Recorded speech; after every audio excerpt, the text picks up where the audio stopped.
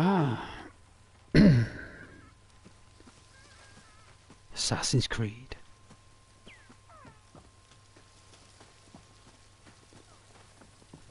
Make a journey with this camel. Awaiting orders. Got my money. Move! Move!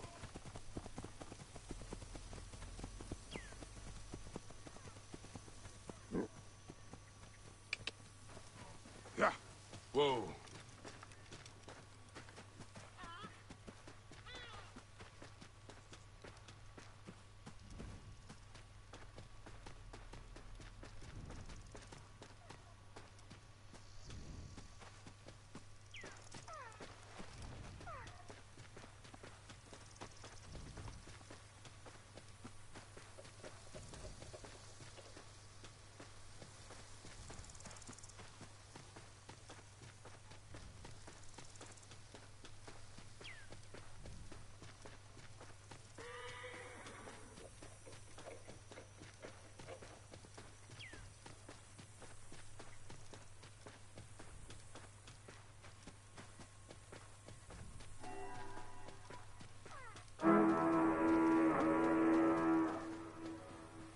What was that?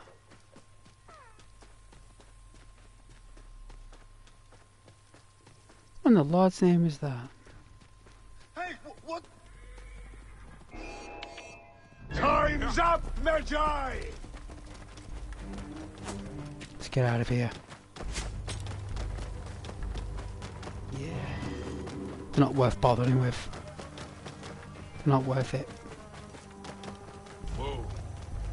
Camels run faster than horses on sand anyway. Right position gerecht.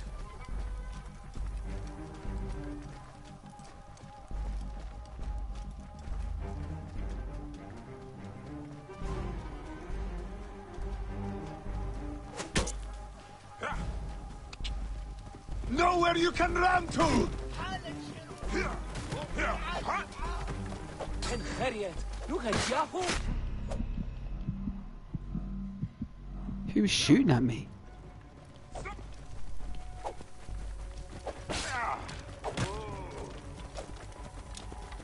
You will not escape! Nowhere you can run to!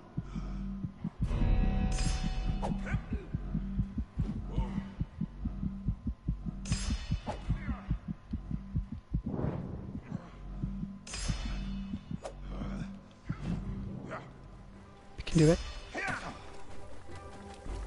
See if we can take him out. Ah, he's too tough.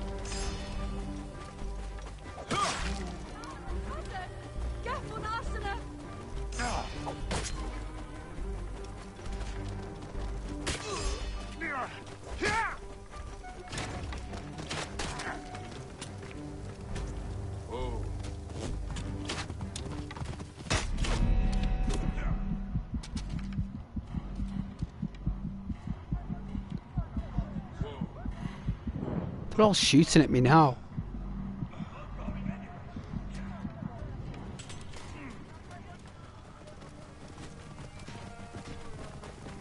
Nutcases.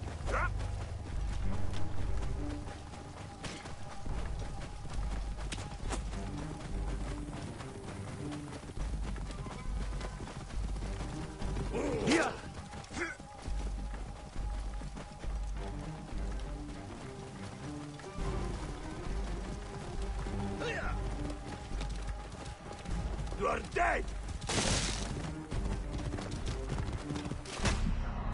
Hey, wait!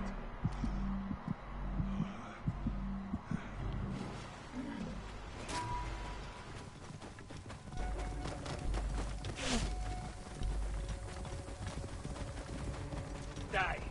Die!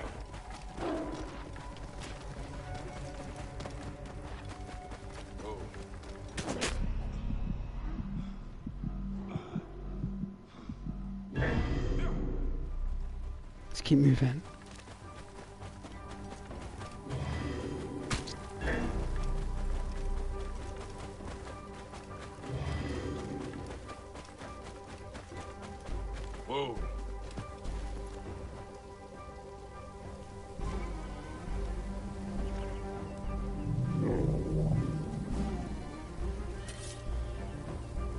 Hopefully they won't see us. Afraid to face me, coward. Just say that. I was being attacked by wolves.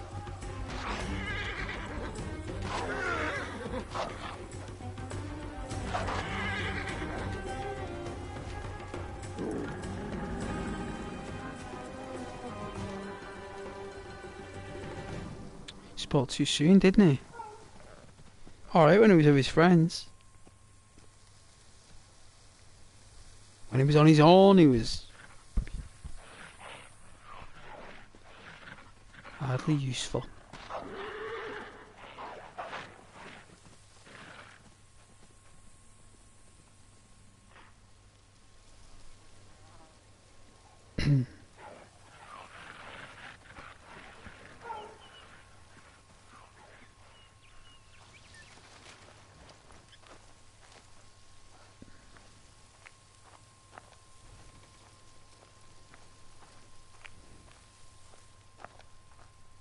That's nice graphics there.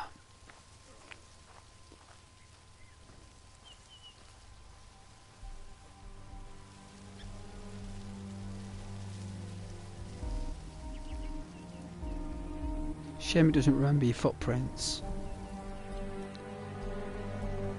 Probably ram maybe.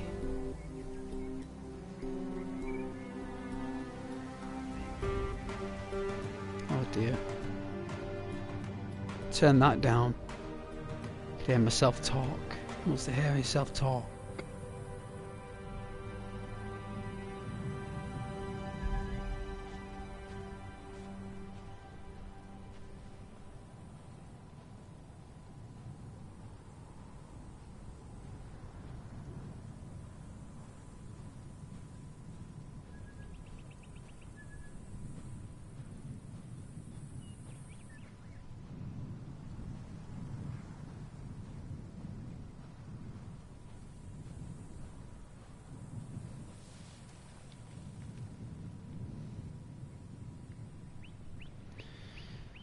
Bush.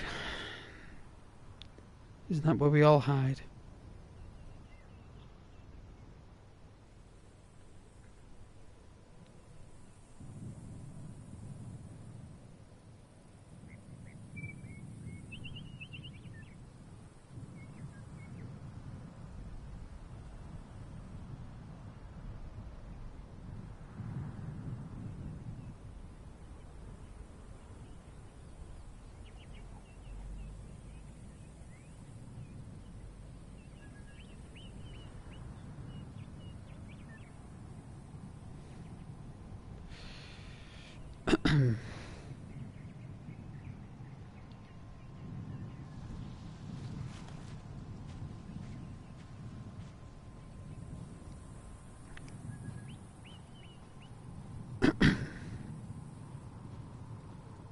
The colour of these deserts.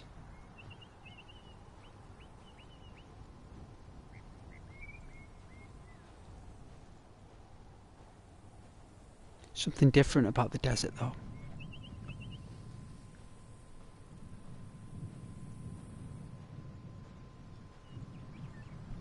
Hello.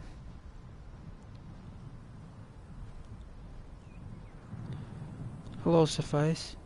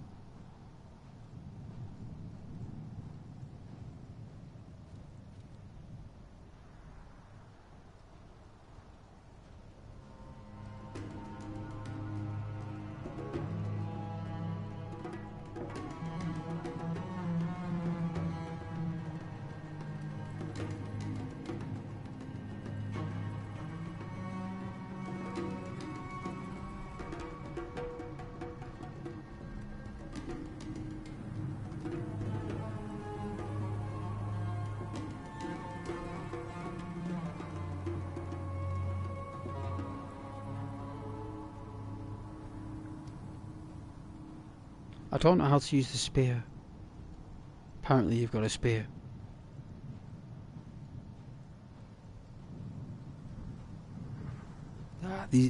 These type of games can't be beaten on graphics and details. They can't. Doesn't matter what they make now. The technique is just, it's too good.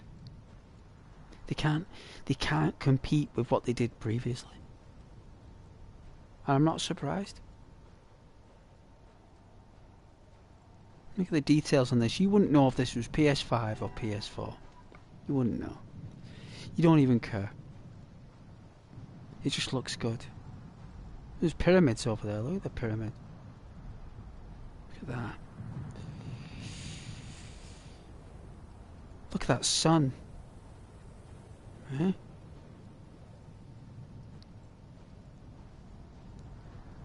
at the deep oxide red of the desert.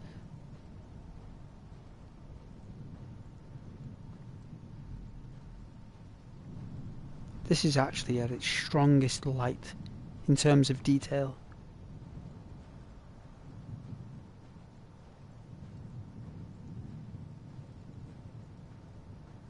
That wind will raise the sands. You don't say.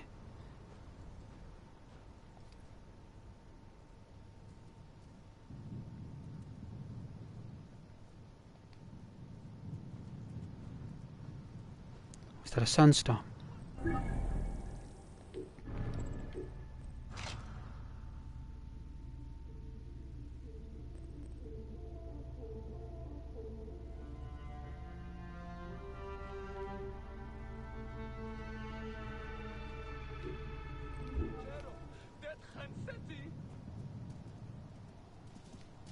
Get out of my way!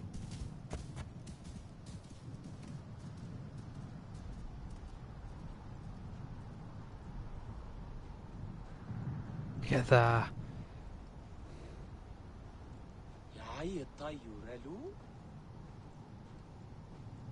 Look at that. Nobody cares either. No one cares because everyone's just obsessed with.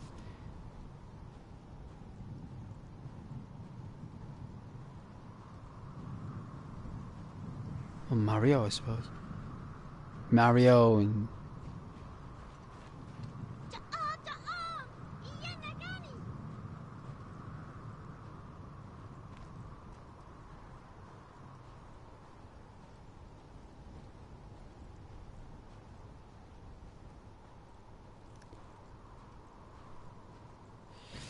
I know. It's very, very unpleasant.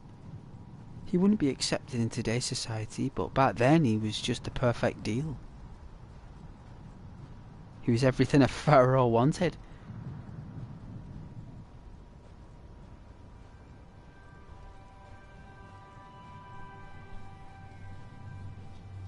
He's basically the perfect investment for an aggressive pharaoh. He's ripping up pyramids so he can build his own toilet. You don't want to worship a pharaoh who wants to rip away the pyramid limestone so he can build a toilet.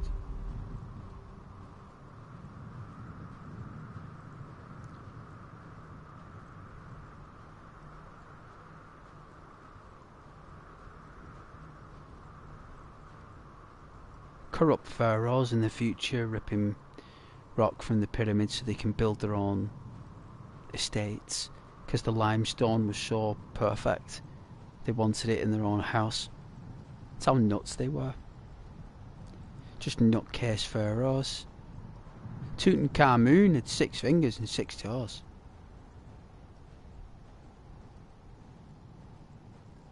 He had 4 earlobes. He had 4 joints in each finger, when the human being has 3. Tutankhamun had 4 joints, and he had a 3 jointed thumb. So his thumb was basically like a snake. He could move his thumb. Well, it was both a he and a she. Tutankhamun. So Tutankhamun was both.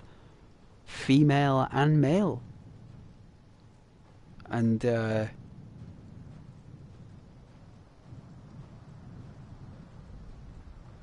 he didn't age. Or it didn't age, whatever you want to refer to the status there. Apparently never spoke much. You know, with the people. But when he did, it was good. It was good. Only died young. Only in his late 20s. If that. Rumour was it Tutankhamun was about 23 when it passed away. Yeah, very unwell. But one of the greatest pharaohs. Taken too early. You know? Because corrupt. Corrupt people. I mean, back then, like, you could do anything back then, though, couldn't you? Like, you could, like, hurt someone, poison someone, in those medieval days. Like Henry VIII was always beheading people because of people poisoning people in the kitchens. He was always... That's why there were so many beheadings with Henry VIII. It wasn't because he wanted to do it. It was because so many people were doing so many bad things. He just spotted it. He created it. He invented surveillance. Henry VIII. He basically created a surveillance state back in the 1500s. And Henry VIII, he never gave people second chances. If you broke the law, he just sent you to the gallows. He may have sent you to the dungeon if, like, you had a skill that he may have needed, if anything happened. But normally you just got beheaded.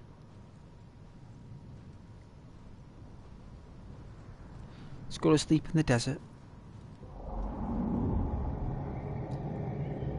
And people were always doing something wrong. Like, he was always being sent from village to town to city, having to deal with multiple assaults and multiple disgruntled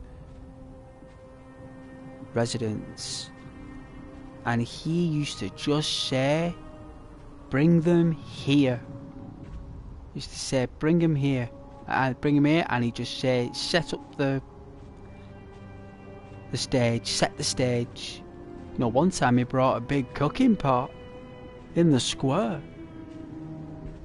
I ain't gonna say what he did to those people, but I tell you,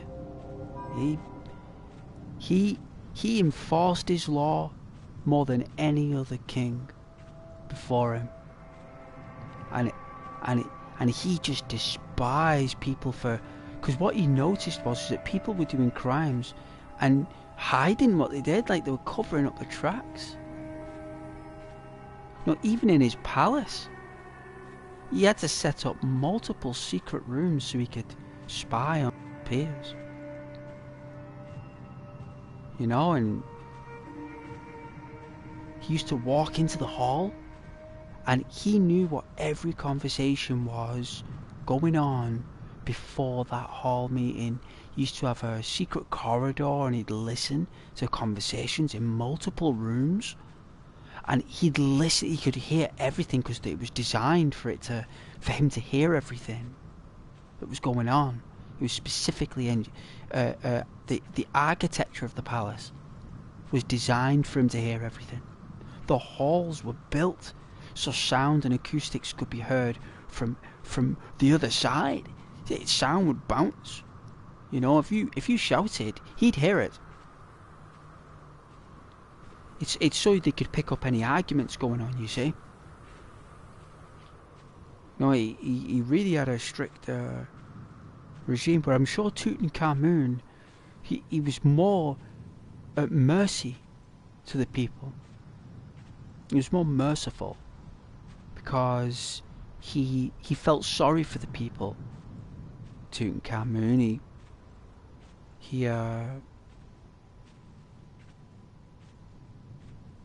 Maybe that's why he was only young when he passed. Maybe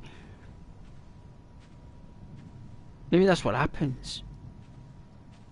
You know, the more you give in those situations, the more it costs you. You know, maybe the only way to be a successful pharaoh is to be brutal and show no mercy. Maybe those are the examples that the cults and the fanatics expect. Because it's them that's in charge, you know. The fanatics and the cults. You know, the worst job you could ever get in the entire fiefdom would be emperor or pharaoh. It's the worst job. No one would want that job. If you were born into that job, you were going to be so frightened because you couldn't do anything wrong. You can't do one thing wrong. You do one thing wrong and you are history. And I know they all are history now, but I mean proper history, like removed. Like the amount of pharaohs the ancient Egyptians removed their architecture and writings. Like they literally stripped it bare. The tablets, the hieroglyphics, the stone carvings, gone.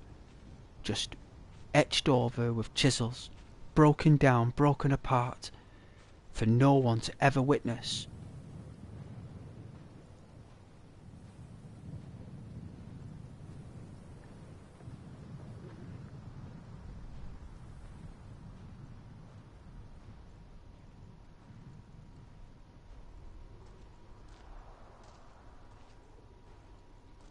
And I always loved the theory that the pyramids are just peaks of mountains that were built upon.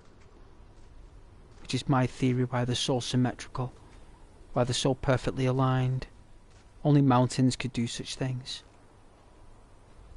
Because mountains, they're formed through gravity and the Earth's curvature. It's exact to the nanometer. The Earth's architecture is so immaculately perfect that it would take a nanometer to see any anomalies. It's perfect. So mountains are perfect. Mountains are designed to be drawn to the sky.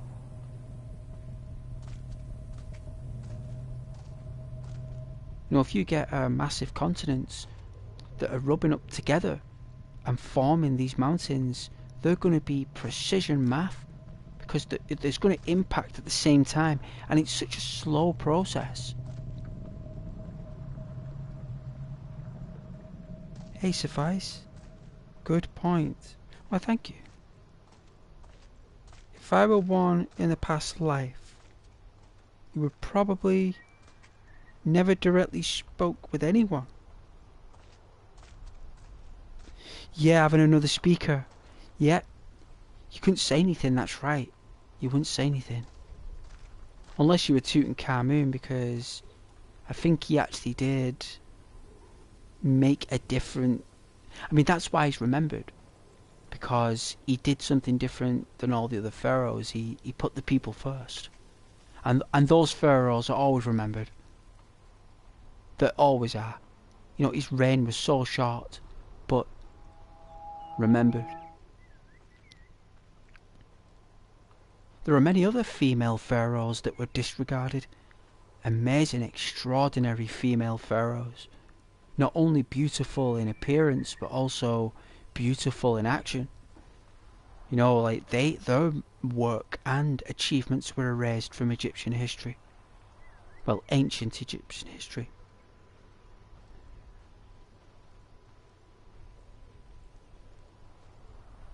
Forever erased, never to be known, only to be written of in diaries and writings and manuscripts in the lighthouse of Alexandria.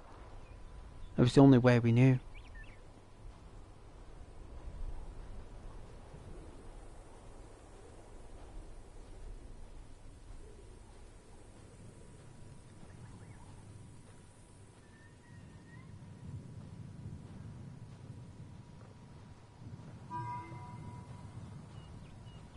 There's loads of stories about them.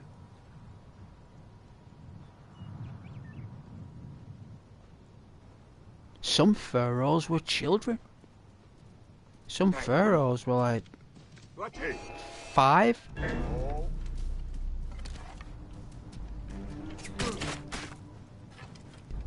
Or shot the horse instead.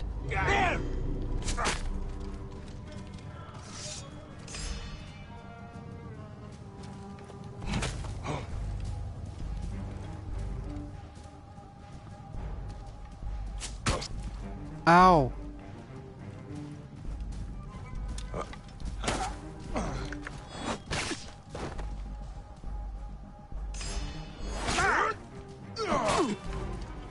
Oh man, he's not one of these nutcases.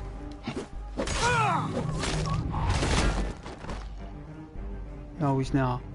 Thank God.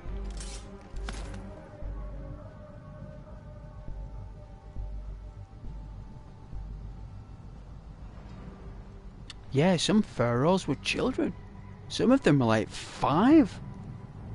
Commanding an entire civilization of people. Like, absolutely baffling.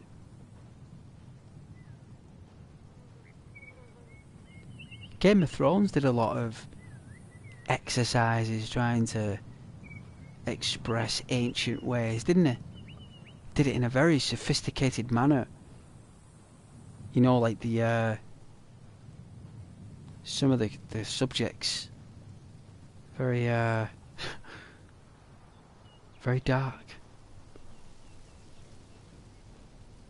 Even when Julius Caesar showed up at ancient Egypt, found out it was a child who was running things, he couldn't believe it. He couldn't believe it. He was absolutely baffled, Julius Caesar. Nice music.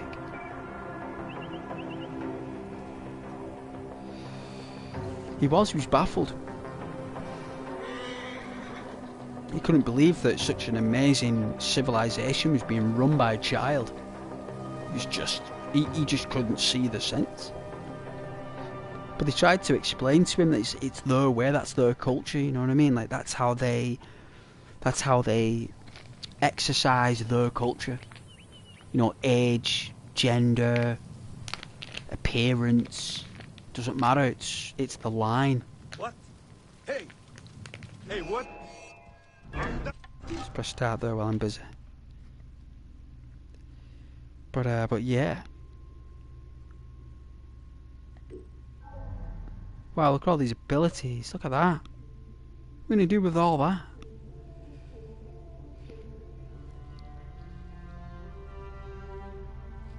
Because Caesar was just like... He shouldn't have tried to take Africa though. He should have just left it be. I guess he was losing it by then though, Caesar. I guess he was just like losing the... You know, because he was ill anyway. He was ill anyway, he had multiple strokes. Even before he went there. So the fact that he actually made it is... like... Well, when you're travelling in comfort, I suppose it's possible. Suppose just riding on a camel, you ain't gonna get very far, are you? Suppose if you're an emperor, it's different.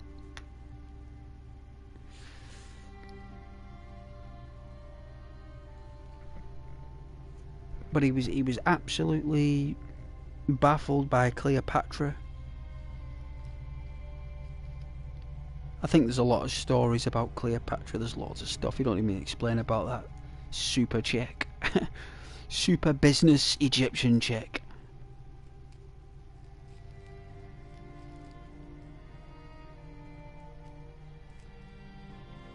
See, they tried to make out with new discoveries that she wasn't pretty. Even though they spent thousands of years saying that she was. It's like, evidence states she was an absolute minger. It's like, no. No. She was a beautiful pharaoh who turned heads. That's what she did. She got the attention of the people she wanted. That's why she is who she is. You know, that's why she got so far as where she got. It's because she was attractive and beautiful and smart. That's how you navigated. That's how we still navigate. It's unfortunate, but it's true. It's a brutal reality. That's why people go Disneyland and stuff, don't they? To validate their own passions of reliving their childhood. That's when they felt the most happiest and the most powerful. That's why they want to relive it. That's why they revalidate themselves, you know?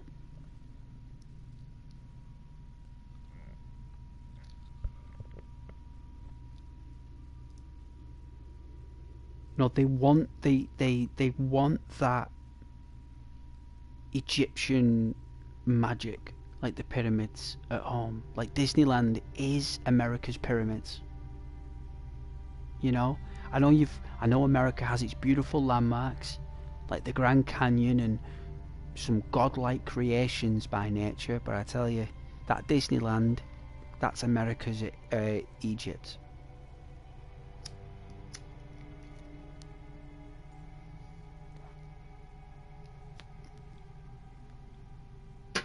And there's more adults who are between the age of 17 and 35 that go there who don't have any children.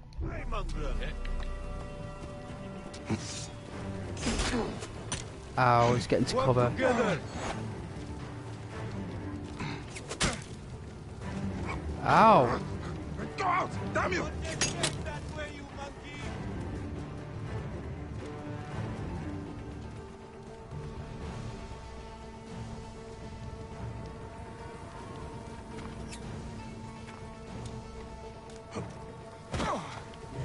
Getting tired? Got you. Got a clean target.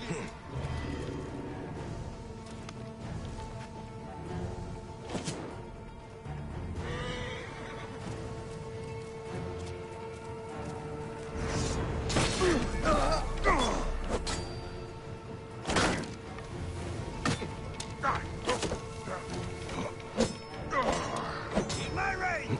Where are you?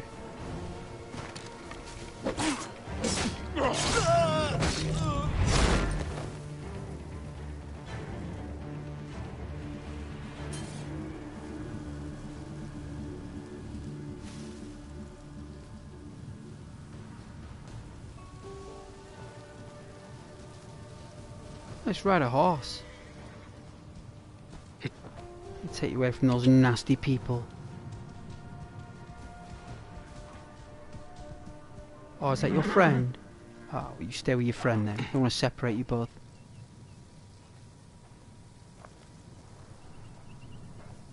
There's a wolf there. But yeah, like... 'cause that's what Julius Caesar saw when he came to ancient Egypt back then. It's as if someone walked to Disneyland and it was built for families, but it's just full of adults. And then you get Julius Caesar who goes into it, an absolute majestic paradise of a place. It's run by children. You know what I mean? You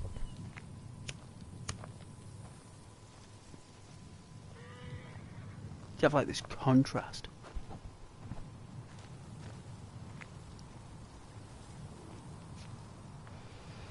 Of that things never change, no matter what year it is. Because people will always be people. And Rocky Balboa was right. Only the clothes change. The people don't.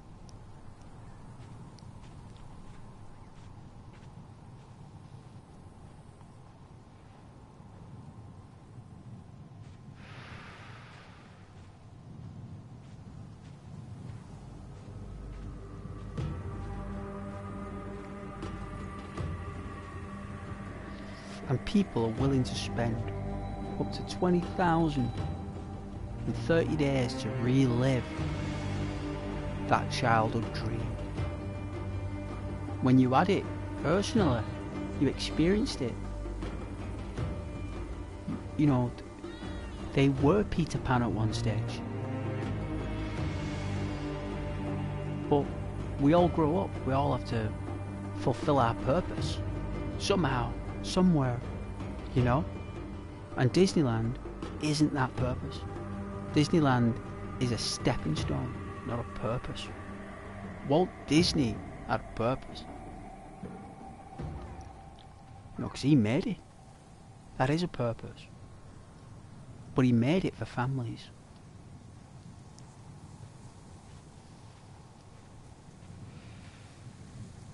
And Egypt was made for workers.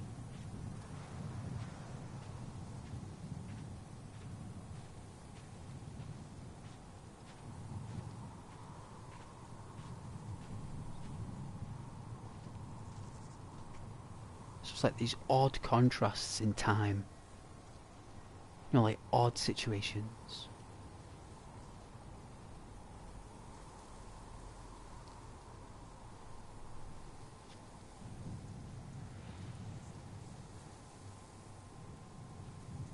There's my educational input for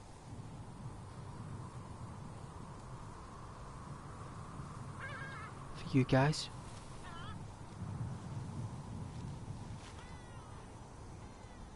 Wow, look at those nice trees.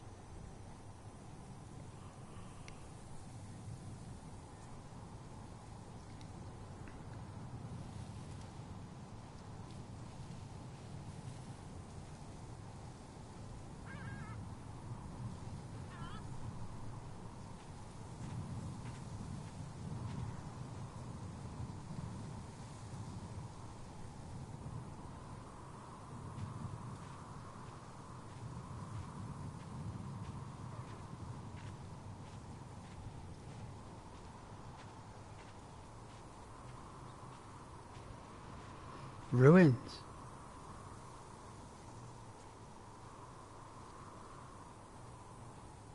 Oh, by the way, we're doing a job here.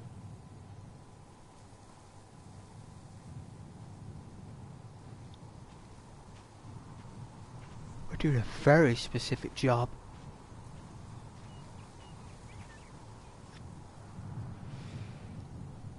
Go! Hurry! Die, idiot! Aha, there!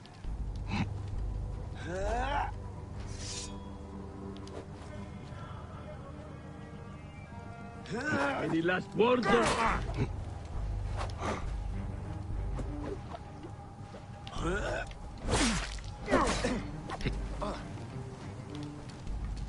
If it moves, kill it! Got a clean target!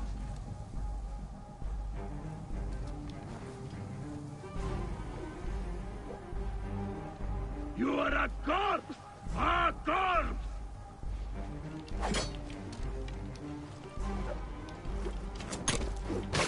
You offend the gods, throwing breath like that. Cheeky beggar.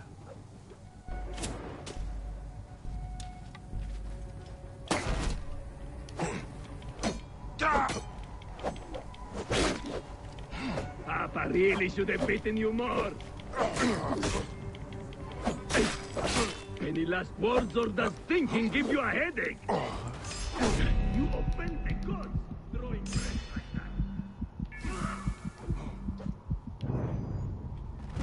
that. Wow, choked out. What a wuss. What an absolute wuss, Belloc.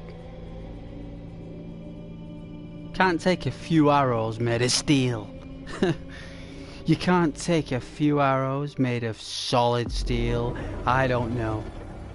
You should learn more. You should learn more.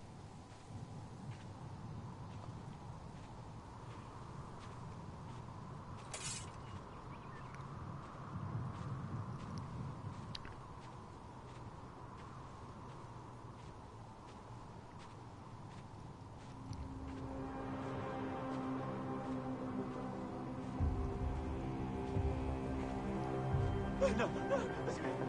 Another thing as well that Caesar was baffled with is that how they didn't take over the world.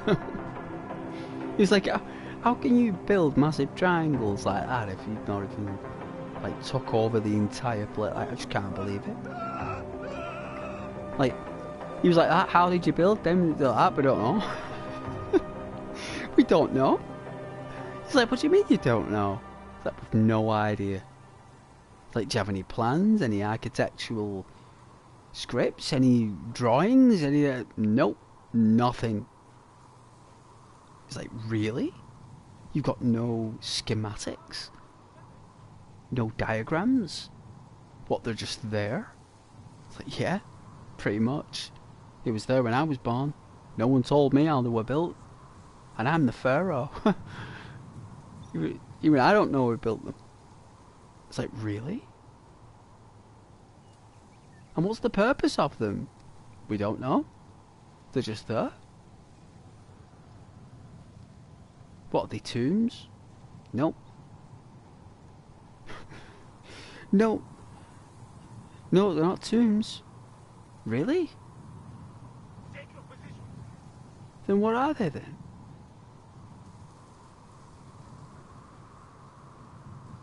They're giant buttons. That's what they are, they're giant buttons.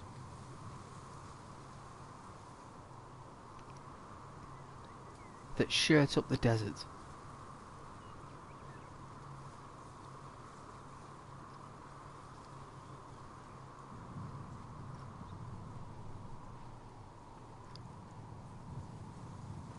And he's like, what? So you just don't know? You don't know how they got there. You don't know who built them. You don't know when they were built, how they were built, and you've not built anything since.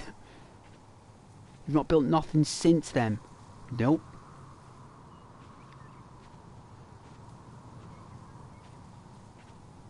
Well, we've built walls. You know, we've built walls. All right.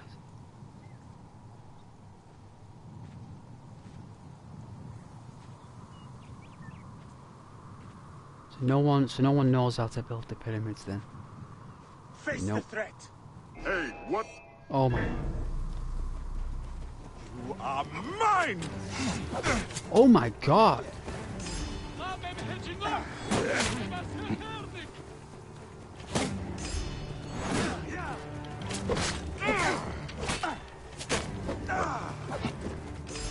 Get out of the way. We're keeping them safe. Brothers, shield me. I must get away. Oh my god.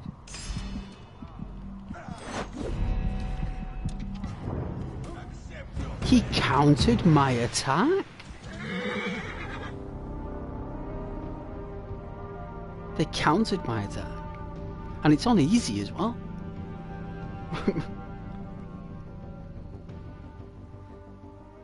What difficulty is it on?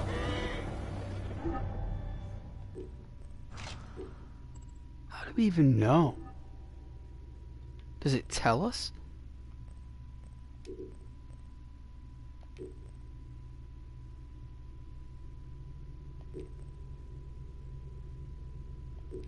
Or is this the only Assassin's Creed game that doesn't tell us the difficulty? Normal. Wow, this is on normal.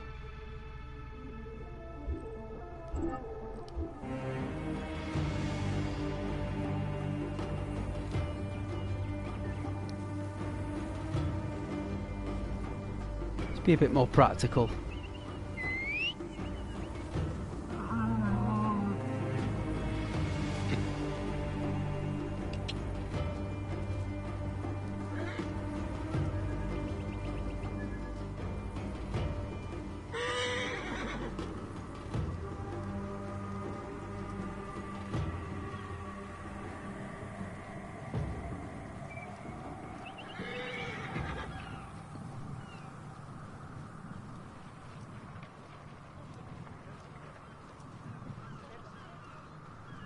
Like the Incans.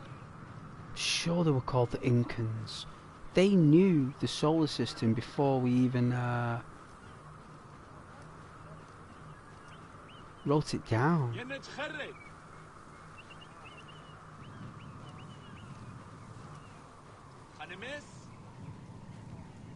They had like telescopes and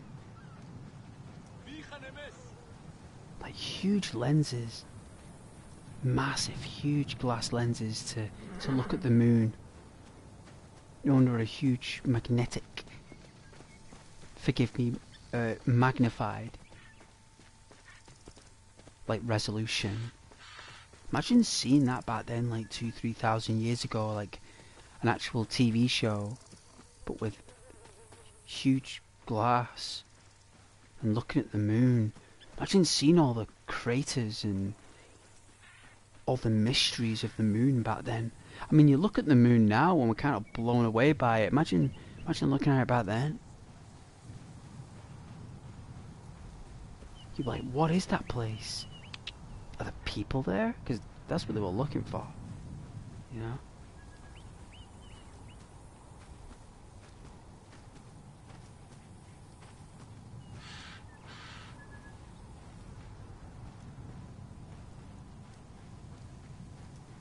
They even knew the comets. The Incans, they knew all about comets, and you know, the Earth was round, and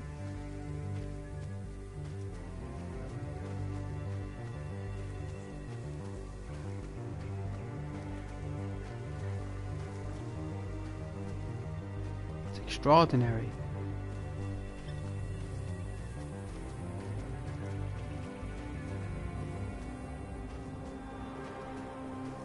Absolutely extraordinary.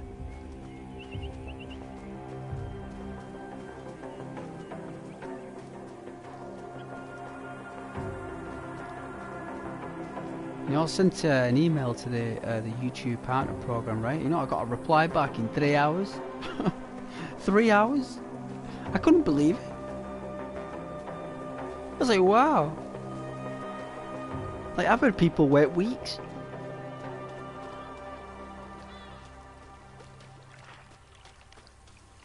When I checked though, some people's matters are rather complex, so maybe mine was just easy peasy. Do not let anything through. No way you can run us now. Ah no, I've got my camel. Oh dear lord, a camel threw me off. Shit. Take the hurry at all costs.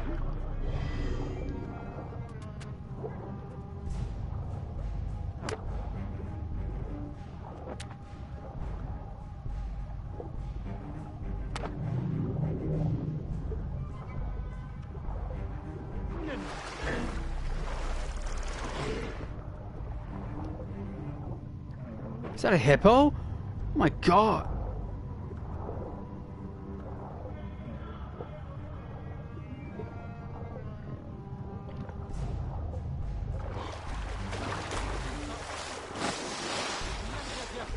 I go on the desert, I get attacked by yobs. I go in the water, I get attacked by a hippo.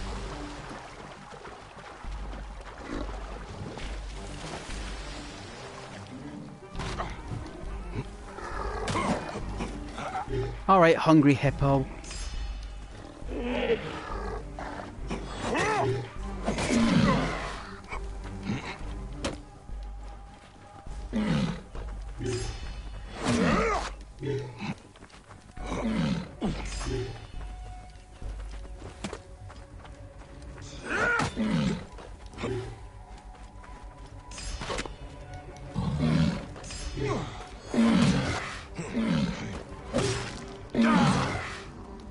Cover my escape, brothers!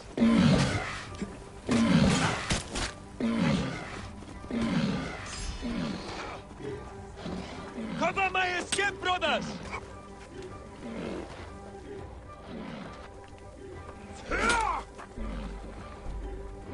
Nevi's hurt. Come quickly.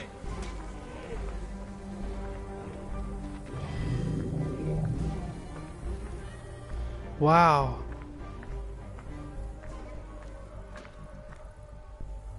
Hungry hippo from MB Games, eh?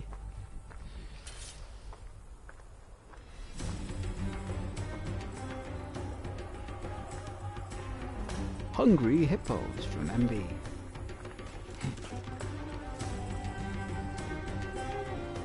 It's up there with Screwball Scramble, isn't it?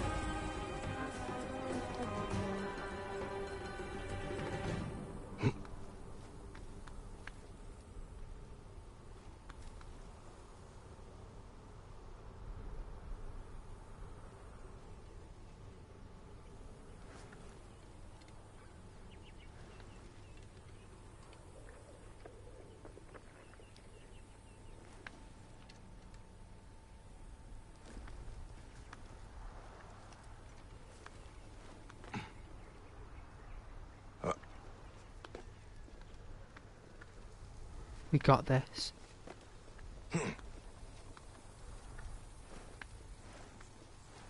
This place is heavily guarded.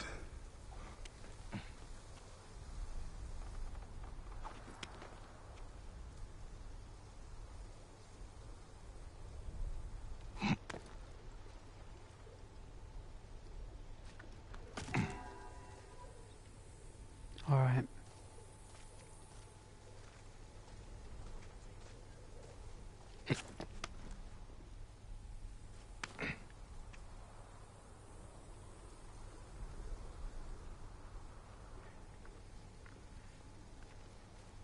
Go round. Oh.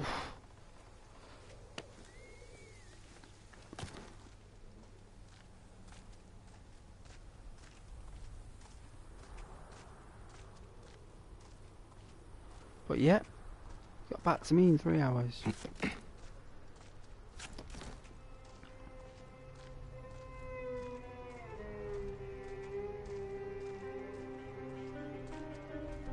Let's hope to keep the channel crisp. Hey? Nice and crisp. Oh, they're very sweet to me though. Very helpful, very sweet. I actually had a manager reply back to me and a technician.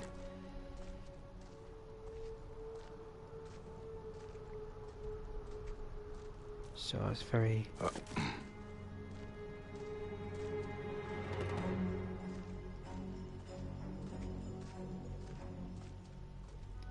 very sweet.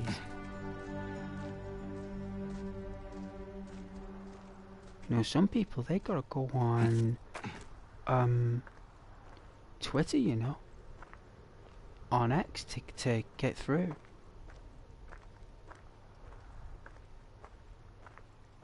Because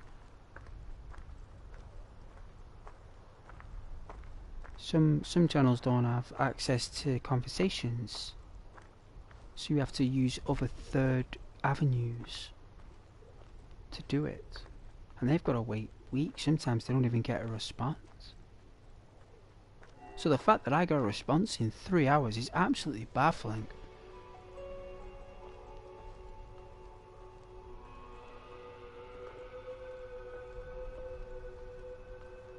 Maybe they know I'm just struggling. I've just not got a clue. Like a corporate clue. I don't have a corporate clue in regards to whatever in the Lord's name is going on, right? But maybe that can be a strength. The fact that you are clueless and you don't have any idea what's going on. You know, maybe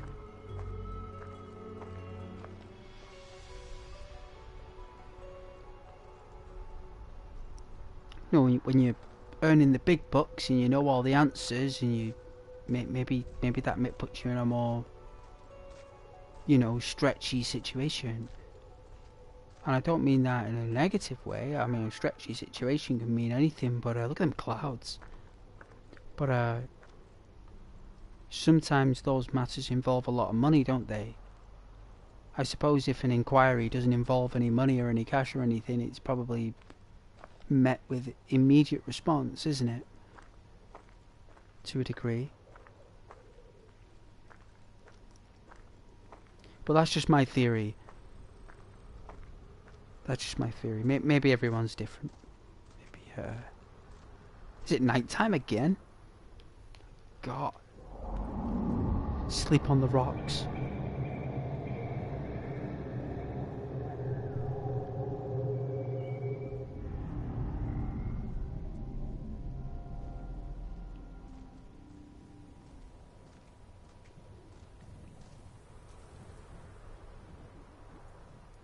Oh, there's another weird pyramid over there. Look at that one.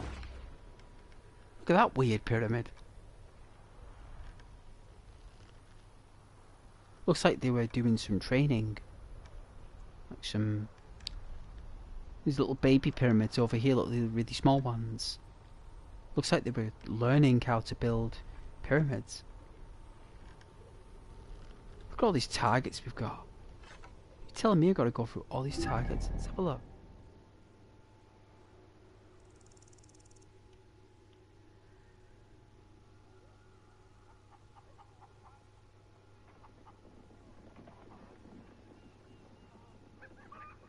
Why, we've got to check all these locations for our target. Are you kidding me?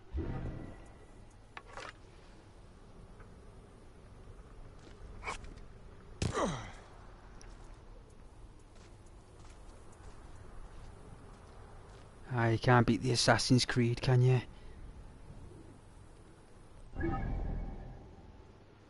I'll just make a smoke here.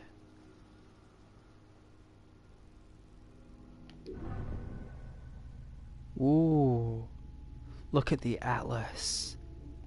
Oh, it's a big place. Just smoke this actually.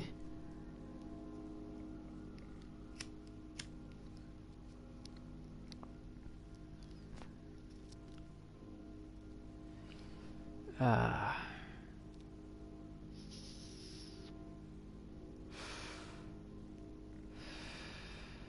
it tastes like trash.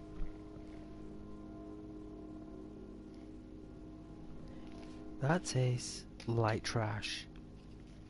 That's what it tastes like.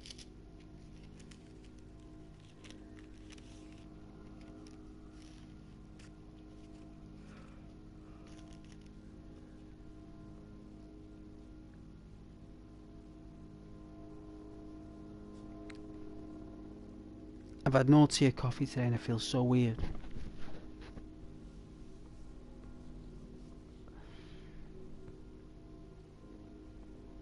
Caffeine, eh?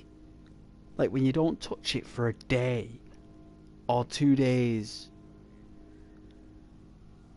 your body's like, you got any coffee? You not having any coffee? It's like, no, not until tomorrow. I have like 1 day a week where I don't eat chocolate. I don't eat biscuits. I don't drink coffee. I don't drink tea. I just drink water. And eat bread and rice. You know. And like that 1 day when I do it, my body goes through a phase of minor shock because you spend all week eating. I mean, not everyone, but me, I like my chocolate and crisps and stuff. Cups of coffee and tea. They're my enjoyable assets or consumables. And when you stop having them for a day, it just keeps your mind and body in a... I mean, people advise against that. They say, oh no, you know, have 25% what you normally have so you doesn't affect you as much. But I say whatever to that, right? I say whatever, right? I believe that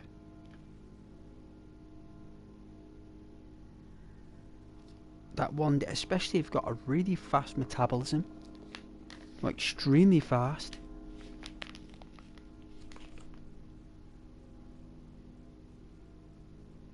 it works really well because you're burning through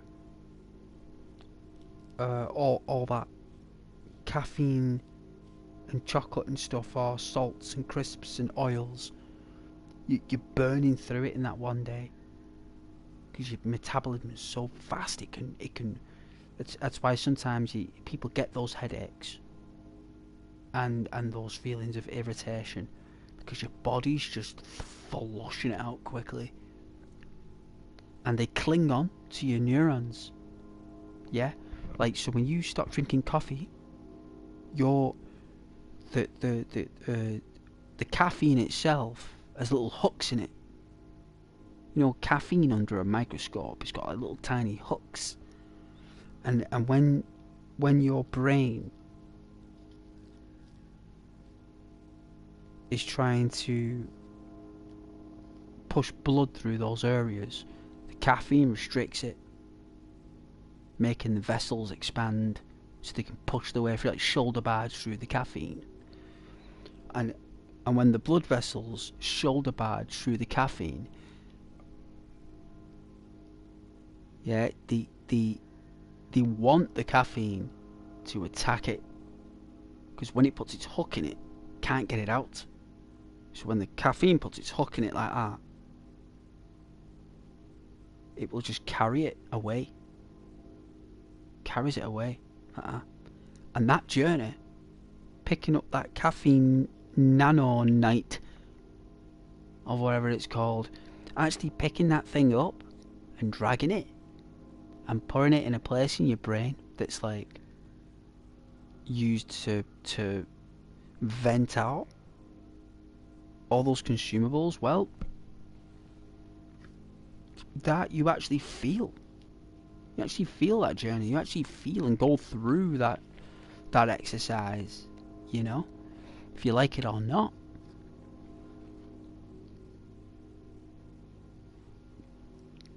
And it can cause headaches, migraines, nausea.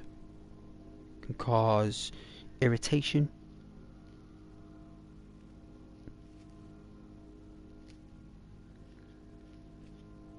And I went through a phase where I've been drinking coffee 10-15 years straight, right? It's like every day without fail, unless like there must have been like one day or two through the months where I may not have had one because of whatever reason, right?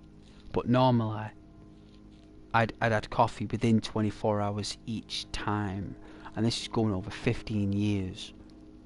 So I decided one day to just stop, and it was last June, right, that I decided to not drink coffee anymore. And I tell you, right, I was like, that'll be easy, that.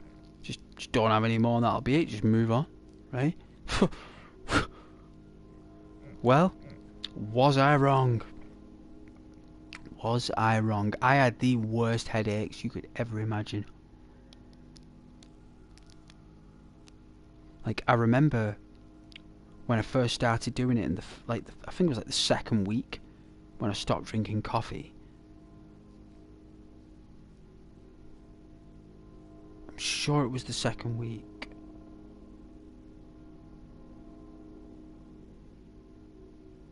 And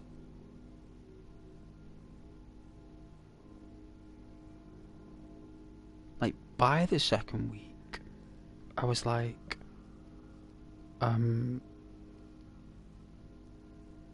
I could feel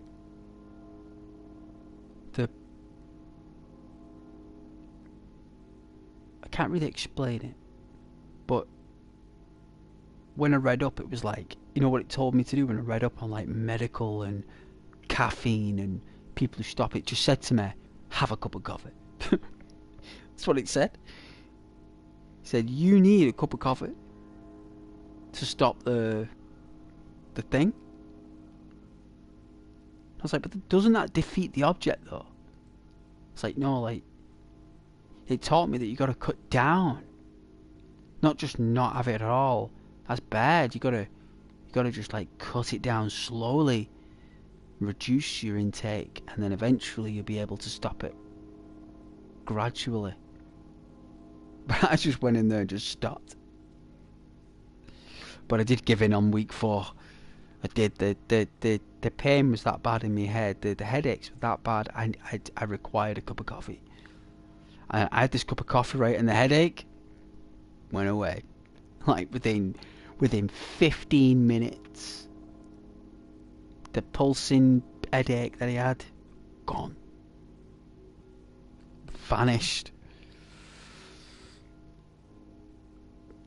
I was like, oh man, so I couldn't shift it.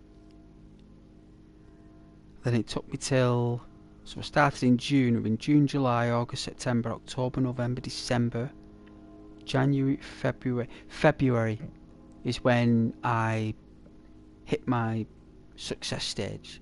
So it took 8 months for me to stop coffee, but a year to like be in control.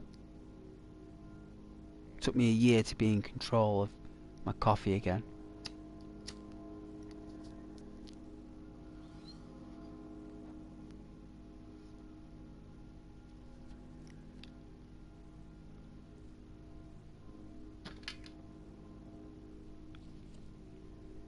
But you know, cigarettes, vapes, chocolate, crisps, coffee, Coca-Colas, all them pops. They all do the same stuff. They all do the same thing. They all go to the same part of the brain.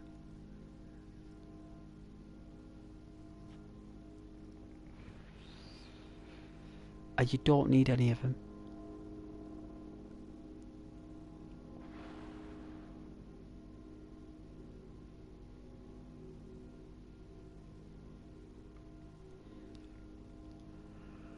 But yeah, it could be like 15 minutes and it was gone.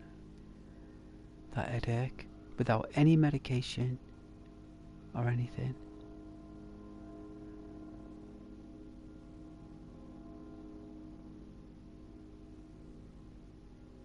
Crazy. Imagine having a headache in ancient Greece. Imagine what you did then to cure that.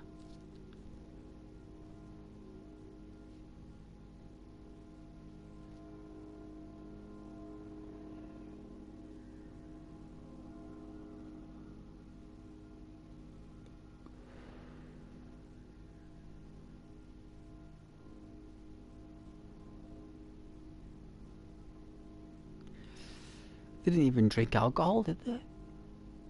They didn't have it. It's more like a wine, wasn't it? Like a special type of wine, I think.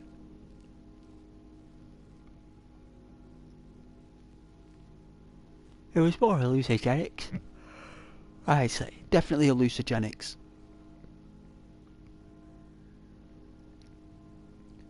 So people really enjoyed.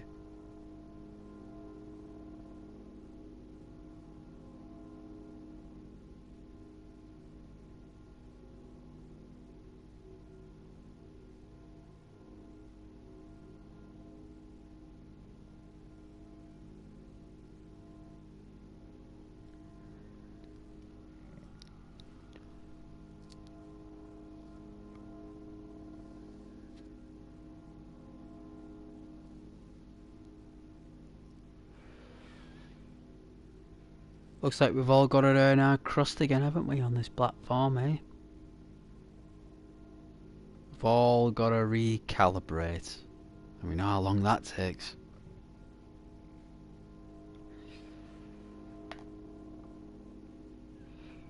It's going to take a while. Imagine those channels that have worked so hard and done all that and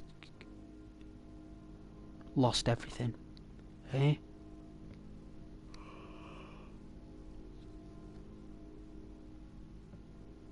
You know, like, there's been a lot of channels, right, that make a lot of AI content, right?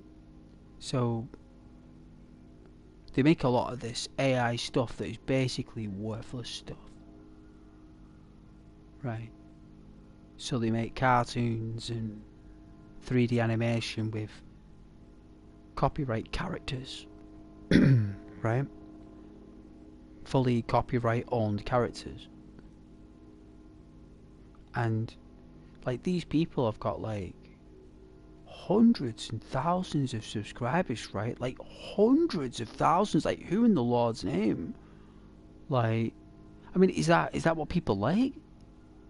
Cartoons and CGI of characters made by not the actual people that own them, but by people who don't own them, right?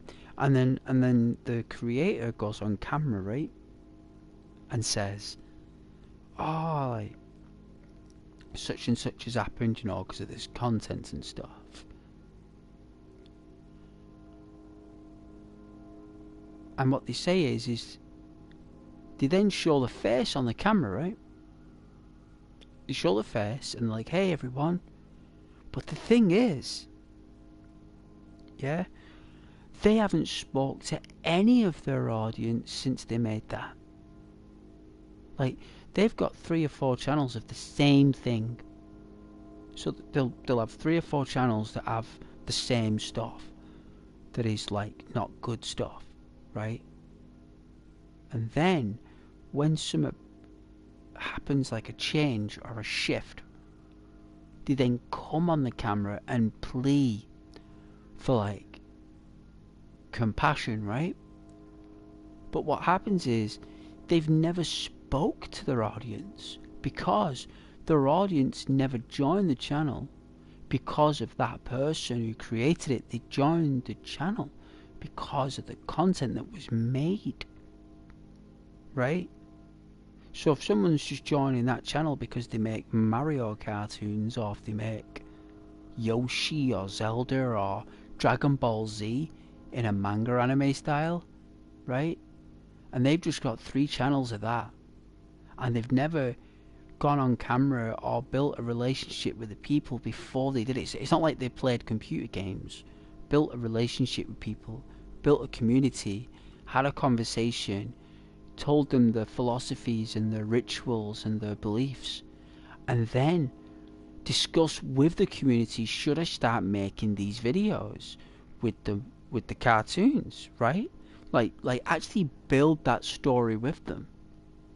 Like, oh yeah, that'd be really cool. That way, if anything does happen, you can actually go back to your community and say, hey, you know, this idea we had, you know, even though it's my responsibility and you can always say, you know, this idea we had, well, it's like not worked out, and this has happened. We need to, you know, that way you can communicate. But if you've not communicated with them at all, and you've just had a channel that's just made CGI stuff that isn't yours, and it belongs to other people, and you've used an AI program to do it, no one's going to care that your channel's gone. People are just going to see a channel that's still got the stuff there, but the nature behind the channel they don't care about. You know, they don't have any heartfelt emotions about that channel, because they haven't built any rapport with it. They just see a channel that's just vending out cartoons, and apparently that's not good. That's not good, you know. Apparently it's really, really negative, and it's not what platforms want. And these people, like, are purely in it for the money. They are 110% pure money driven. There is no calculated exercise that's been completed to build a community or rapport. It's just pure money. And those people who come in, and the collaborations that they make to get more subscribers, to get more money, is just a business plan. It's not a strategy for content creation. It is a pinpoint plan, a pyramid scheme for cash vending. And when you take and use a platform as big as Google and use it as a cash platform, you are dancing with the devil. And I don't know if you've ever danced with the devil. I tell you something, the devil leads the dance. Yeah, the devil does lead the dance. and you better have your dancing shoes on if you are dancing with the devil, you know, because once these massive, huge platforms see that it's just a money venue, and these people know that, like, this platform is for artists, right? You know, this platform is built with Leonardo da Vinci, Michelangelo and Monet in mind. You know, the Spielbergs and the George Lucases of that era, you know, they coined the special effects with puppets and CGI. The CGI they made is an AI program.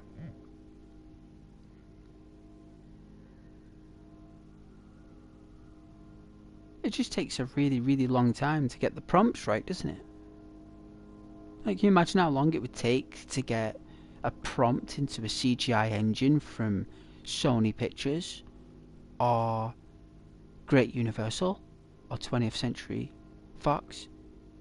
Can you imagine a CGI artist typing in 1,000-word prompt to get that scene right?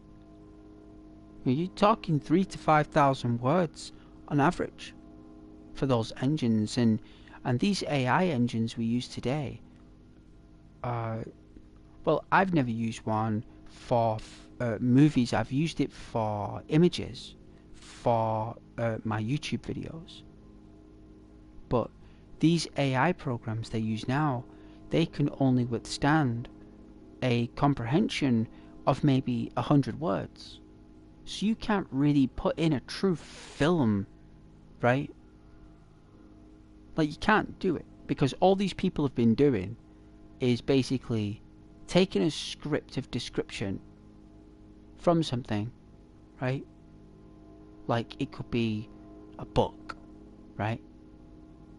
Could be a book, could be a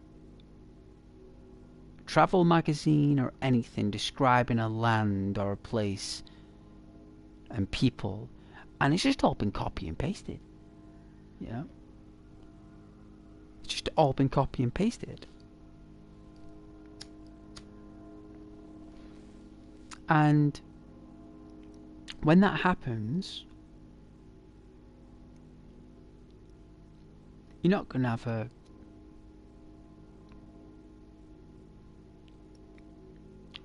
a plan.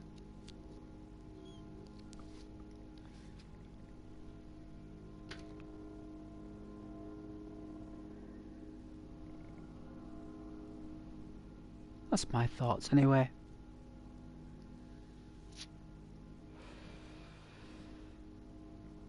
Not that anyone's watching or cares. Well, that's my thoughts.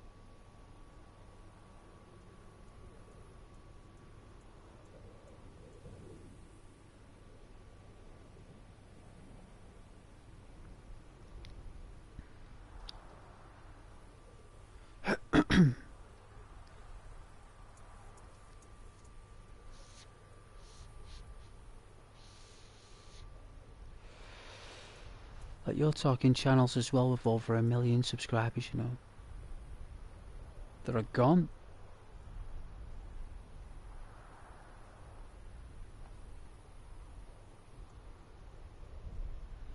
It's because they want to know whether they're doing it for the money. You see, did you know that Michelangelo, who painted the chapel, right? Have you seen it? Have you seen that chapel? Right, the Sif's chapel. Have you seen the detail that that guy did? And you know what? He did it without getting paid. Did you know that? Leonardo da Vinci used to do paintings for kings, queens, and he never took a dime. He never did. That's why they never... I mean, they funded his paints and his canvas.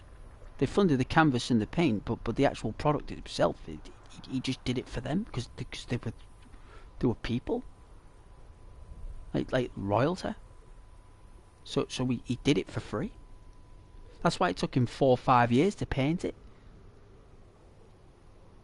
because they knew it was worth the wait. Now you've got artists like Leonardo da Vinci and Michelangelo that do the best art in the world that is still valued today at hundreds of millions. They did it for nothing. I'm not saying that everyone should do everything for nothing, or every artist should, but what I'm saying is that the greatest of all time, the very best of the best of the best, did it for free. In fact, Michelangelo did it for breakfast, actually. And a bed. Like a shelter, like a bed and a place to stay, because he was homeless. You know what I mean? He had like nothing.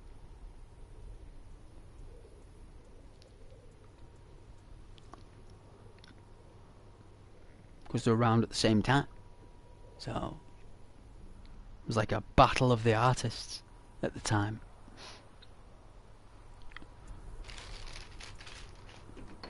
And when you get artists like that,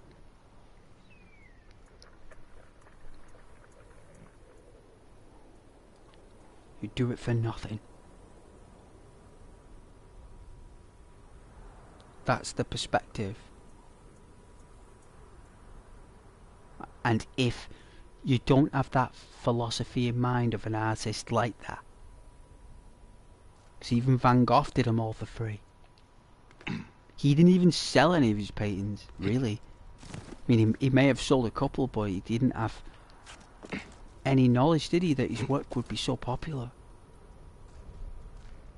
Like, he didn't know, because he was gone. He passed away when it did happen. So he would never have known. Never have known. And to be fair, you can't really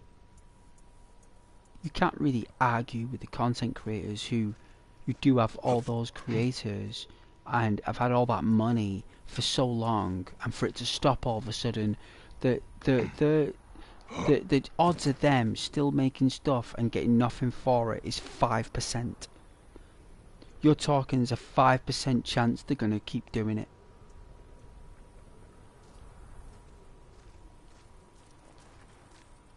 Because they'll probably say, right, like, well, the community can basically fill that void, you know, with Patreon.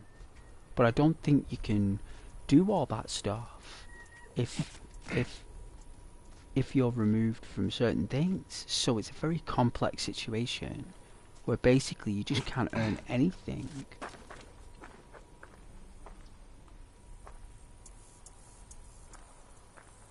You won't be able to earn a carrot, you know?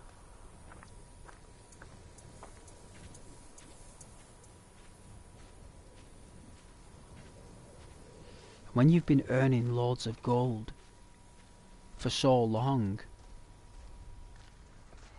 and all of a sudden it stops. Oh, that's bright. Look at that. This dry sand. It's like that other type of sand in Minecraft, isn't it? The blocky type, not the soft type, the one that's hard, the hard sand brick.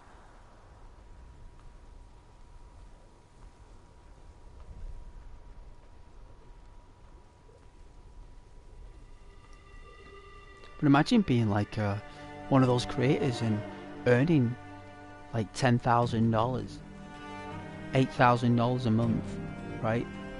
$4,000 a month. All of a sudden, gone, you know?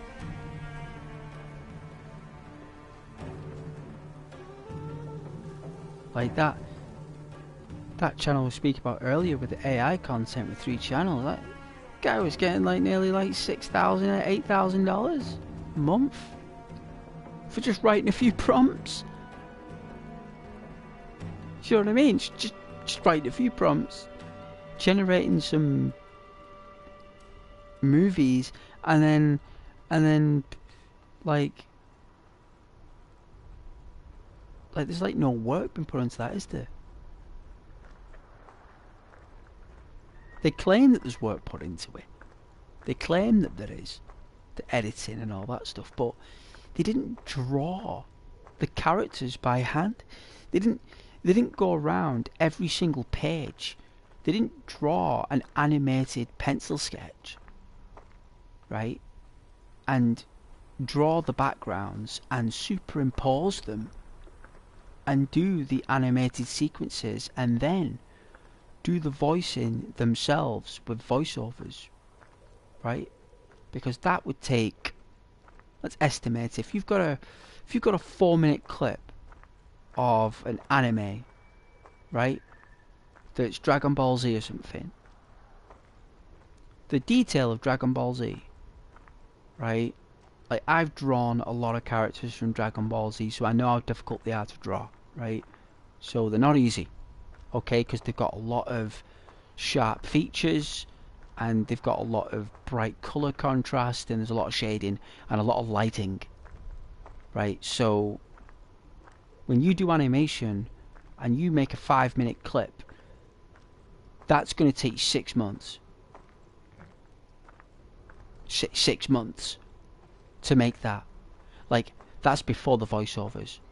So if they've generated 350 or 400 videos of the anime, they would have only be able to make one in like just under a year.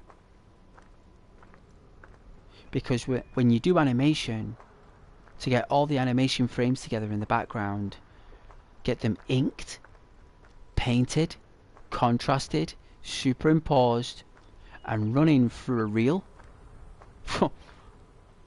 I tell you, it's going to take a long time. But the thing is, these people, they didn't draw it by hand. They didn't do anything by hand. They did nothing by hand. All they did was type in a few prompts. And okay, give them their due, they edited it, right? But come on, I could stick on PlayStation Share Factory and I could do some editing, right? But you guys won't claim that I'm doing any work there, right? You guys, like, that is lazy, Ghost. That's lazy. You're a lazy lout. But I do long form content, right? So my content is based upon the human connection, right? Which means that I give you my take as well on current situations of the game. Both, right? I give you both. I state historical events. I may not state it with a history major at university, but I say it the way it is. You know, so you know, my streams are educational. They're human connection based. I interact with all my people. I I embrace things, right? Like, all that stuff is value. You know, just like before when I was explaining about the artists. No one's going to tell you that on YouTube. No one's going to, unless they're an art channel. That no one's going to tell you that. No one's even going to mention or compare YouTube to Leonardo or Michelangelo. But the idea of them, the purpose, the meaning, of course that's what YouTube are based on. The creative meanings of Leonardo da Vinci and Michelangelo isn't all art, you know? Isn't all of it.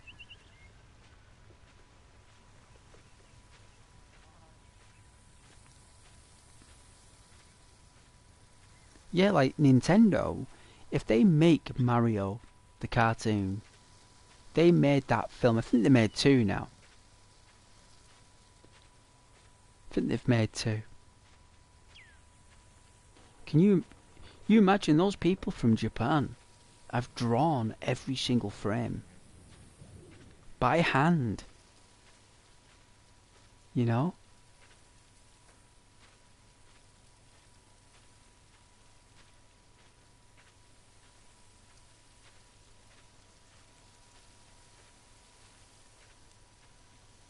Like, can you imagine spending 12, 18-hour days in a art office in Japan for Nintendo, drawing Mario and Yoshi all day, all night, for have someone else to just earn thousands of bucks by just typing in that name and taking that form you created?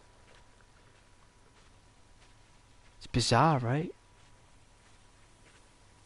And I just can't believe that people thought that was okay. Like, I just can't believe that people thought it was fine.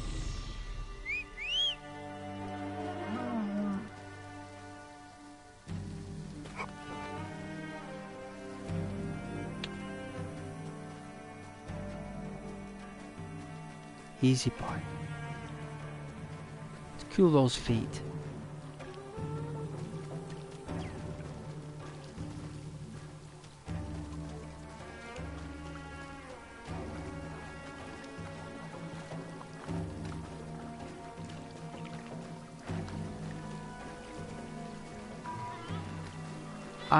I would say that the gaming is at the bottom of the pile at the minute.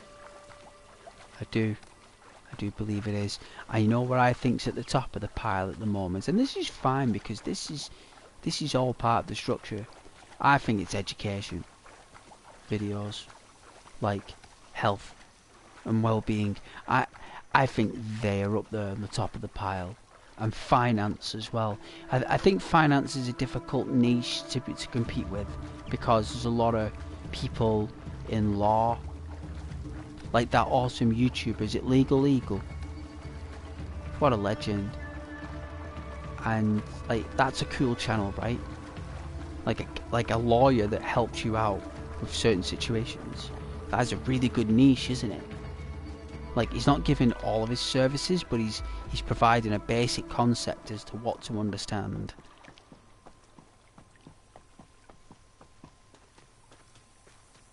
Like, that's a really good channel, right?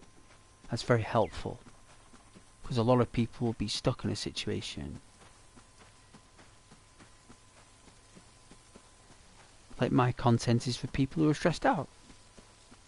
You know? Like, that's true.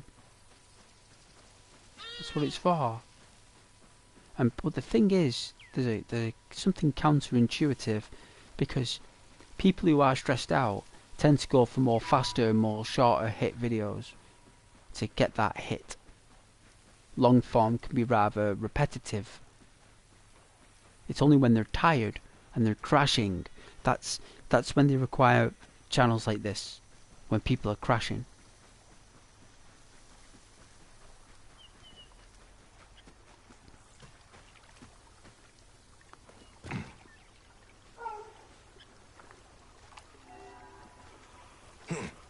Oh, there he goes at the bottom of the pile at the minute, to be fair. A been at the bottom of the pile for so long, you don't even care. I have my moments though at Christmas and sometimes summer. You know, I might have a spike here and there when I'm doing something or I do a new project. It might happen. It happened at Christmas in November, it was 2 months. And January. You know, I have done it before.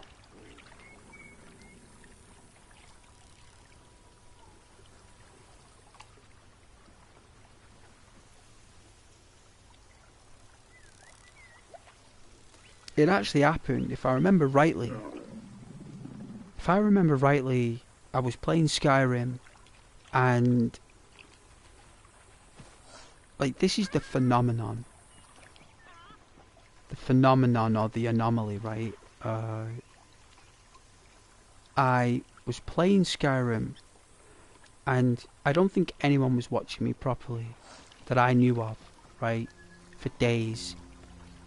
Right, so it was weeks, it was months, over a year, right, that I thought, you know. And then I'm playing Skyrim, and I remember I was in a dungeon, right, and I was fighting these bandits in a dungeon, and I was very strategic about it, but I was just by myself. There was no one there, I was on my own, and I was doing my stuff.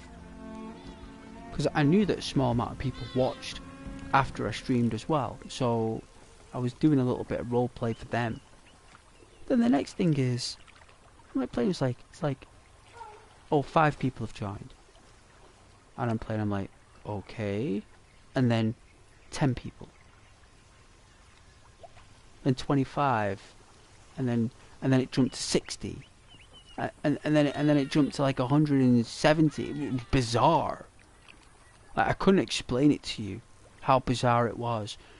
My chat, the next thing, and I've been streaming for like, it must have been 3-4 hours. I was streaming for. And the next thing, my chat just blew up. Like, it did. And it took one stream to do it. One. If I didn't stream that day, it wouldn't have happened. It'd have gone. I had to be streaming that day for it to happen. And it did. And you know what? No, hardly any of my subscribers watched. It was new people who came.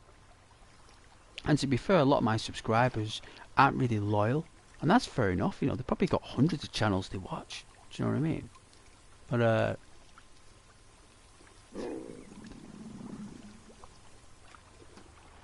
I noticed that people who subscribe aren't loyal. You know? I'd rather have people who subscribe to me and watch than rather people who just subscribe because they just feel like it's right. Why would I want people like that subscribe to me, you know?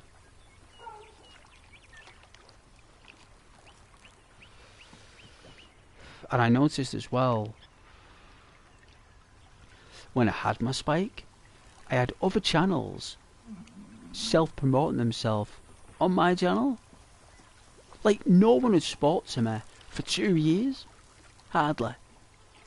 No one had typed anything. Next thing is, I get one little spike and I'm getting multiple channels self-promoting themselves on my streams. So I'm gone from absolutely nobody, a quiet, lonely, desolate stream where no one's talking to me and no one says hello, to the next thing, my chat has exploded and people are self-promoting. Within a day.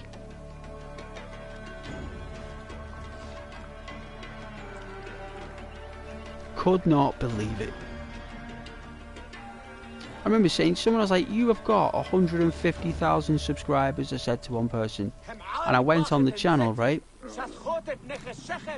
I went onto the channel and they only had like 5 views or 6 views on their vids that have been uploaded like the past week. It's like, how in the Lord's name have you got 150,000 subscribers, only 5 people watched your video? How can 150,000 people ignore you? How is that even possible? How can 150,000 individuals not even watch something you're doing? And here they are, self-promoting on my channel. Who's got 9. I think I had 850 subscribers at the time. I think I did. It's bizarre how it works, you know. It's bizarre. And I just said to people, I just said to them, I can't do this anymore. It's like, I just don't think I can do this and play Skyrim anymore. Just for them to go away. You know what? It worked as well. They did.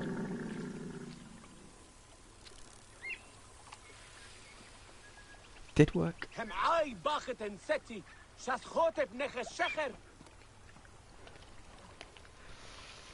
A lot of them people are just unhappy though. You know, that a tiny channel made it for a couple of months. You know, what did Ghost do? What did he say? Well, it's not what I said. It's how I worked on the channel. And it got there because you know why? Because people were watching. That's why. Because YouTube knew exactly where to show my stuff. Where after the cleanse, YouTube doesn't have a clue now. And that's fine. No point getting upset about it or worrying about it. There's no point. There never is any point doing that. At the end of the day, it's happened. There's nothing you can do. The frequency has been chosen. It's a reset. But it's the biggest reset ever since its creation.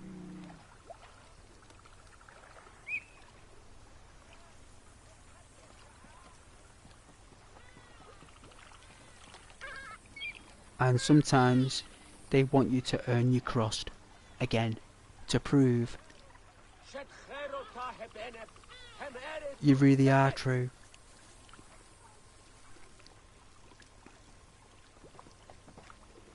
But if subscribers aren't watching it, if subscribers aren't watching your stuff, then clear off. Let me just clear off. You're just a stain on the screen. You're like a fake number. I mean, it's like having a fake coin in your pocket. You have like this worry of spending it, don't you? Because someone might say, "Is that a real coin, or is that fake?" Like, oh, I don't know. I got it in another shop. I don't know.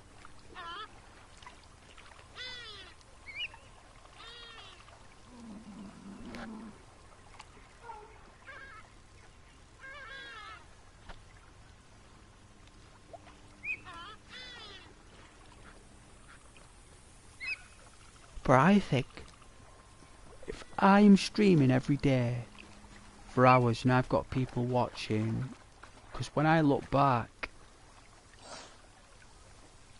a lot of people did. Especially last April and May, my God. All I was doing was playing Ghost Recon.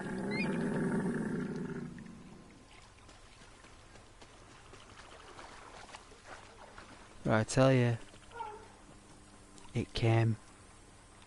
And you wouldn't believe how many people on PlayStation started messaging me, and all these people started coming out the woodwork all of a sudden.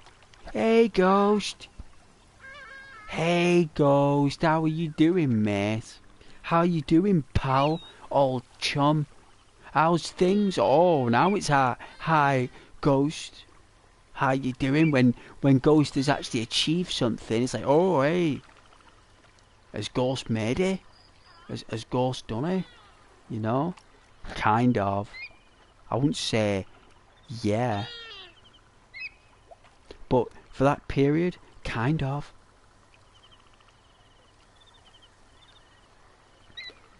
Because I removed all my friends, you see. I removed everyone off my PlayStation. We got rid of all of them. It was clean. I only had one friend on there. But it was clean. It was fresh. Like that.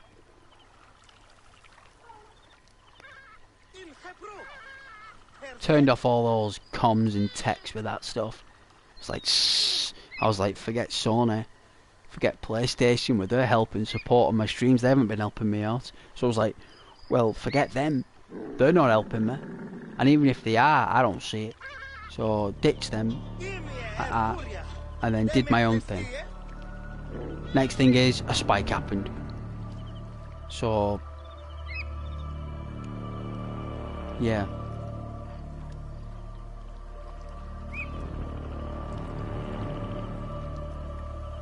It's going dark.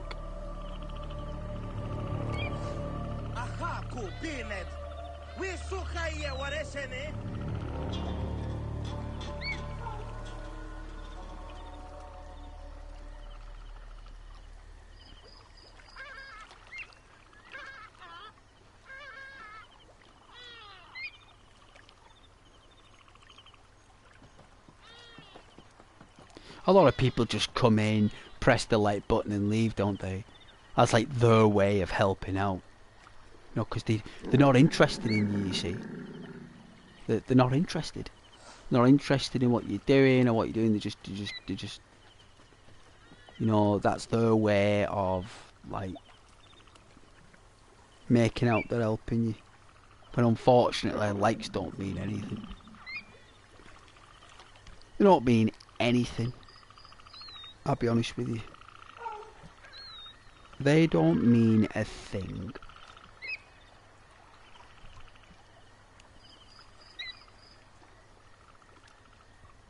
They don't.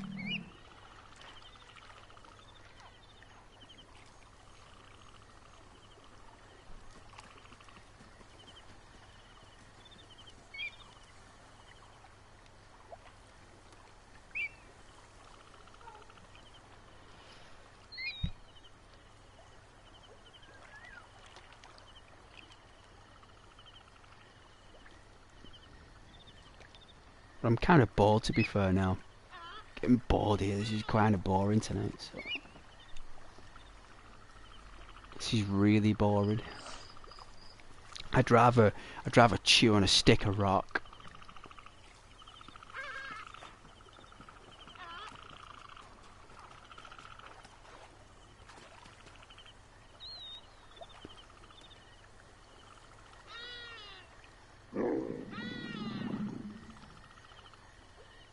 Maybe that's why I have been falling asleep early, because I am bored of this. I'm bored of it all. Maybe it's just not worth it. You know, maybe it's just not worth the streams or the effort. You know, maybe it is boring. Maybe it is.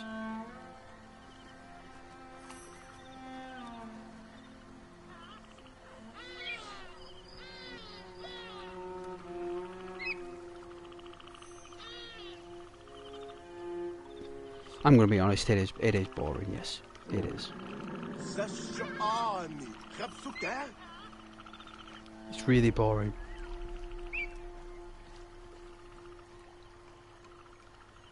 This is so boring that I could watch paint dry. I would rather watch paint dry than play this right now. That's how boring it is.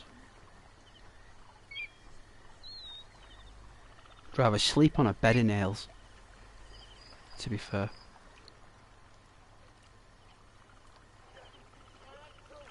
You can enjoy the black screen.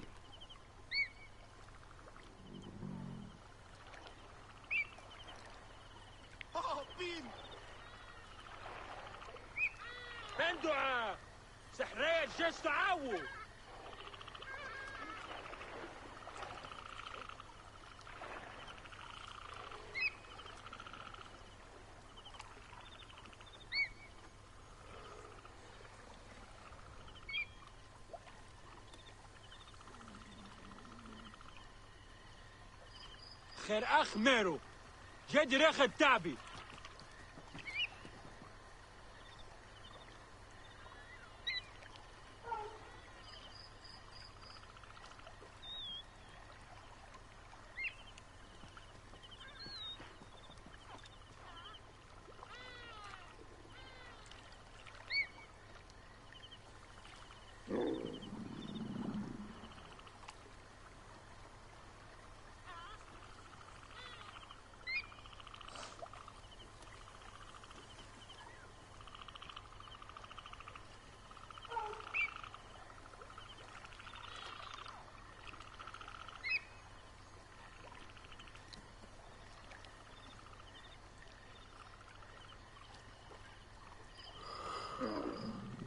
I'd rather fall asleep to be fair. Lechero, what has been?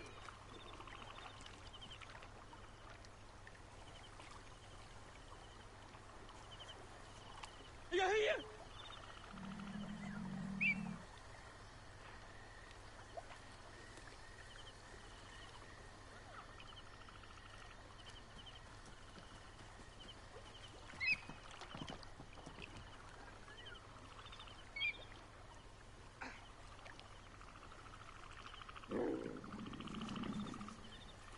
I was too bored to play Skyrim. I was too bored to play this. And I was too bored to play all the other games we've been playing.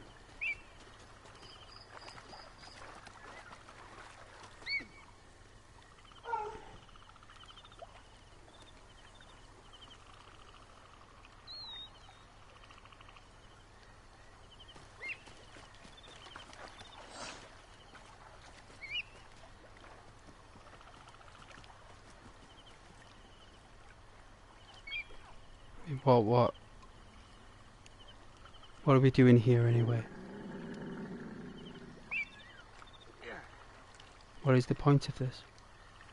What are we doing? What am I doing here? What am I streaming?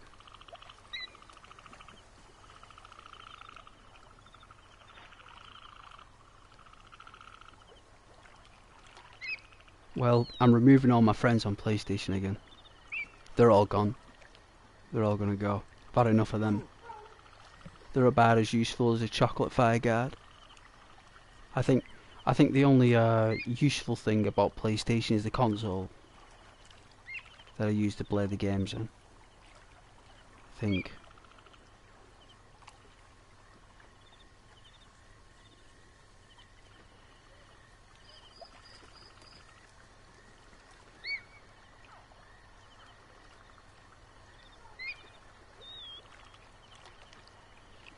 I'm bored of them people on PlayStation as well. I'm bored of them friends. They're boring.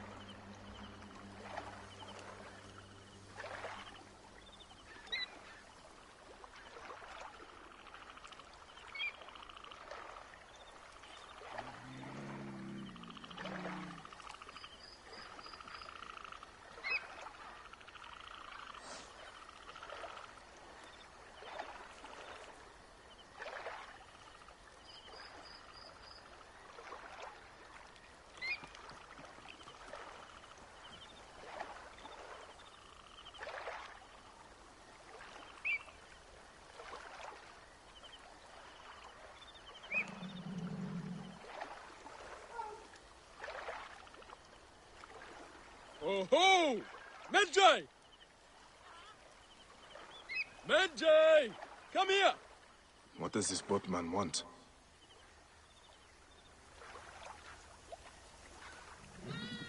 Medjay!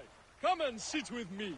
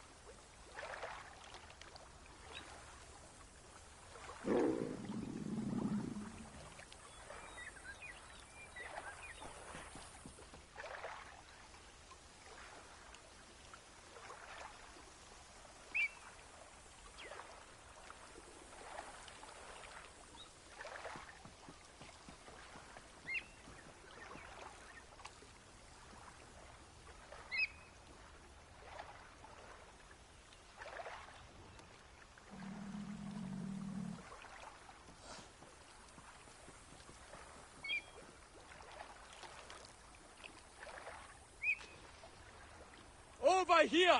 I have a proposition! Medjay, I am talking to you!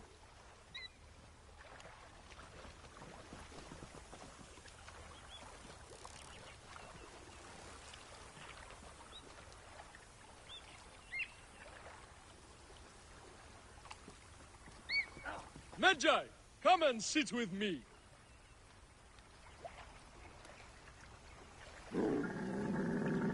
Over here! I have a proposition!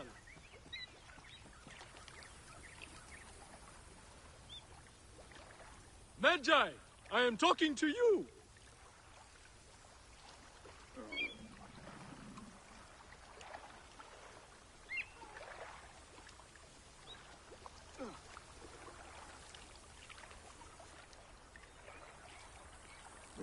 Medjay, come and sit with me!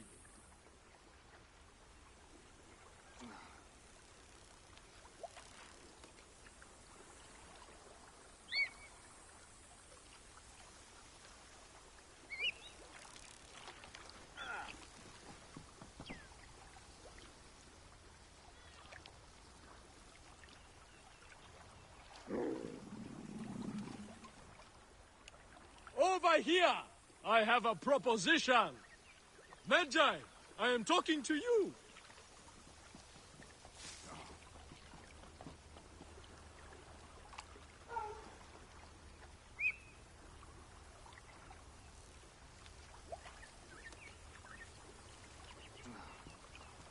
Medjay, come and sit with me!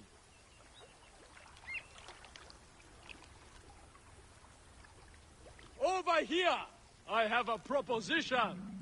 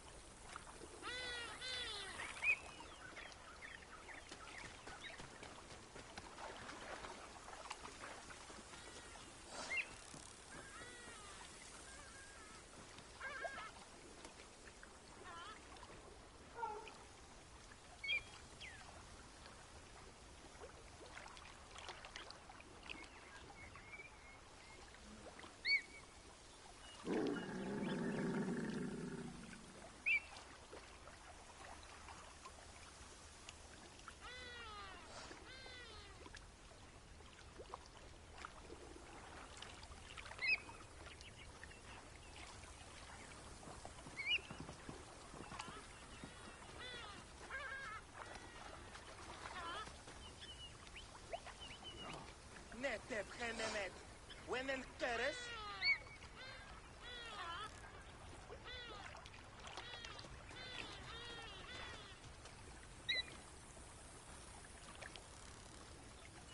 انخبروا ترسد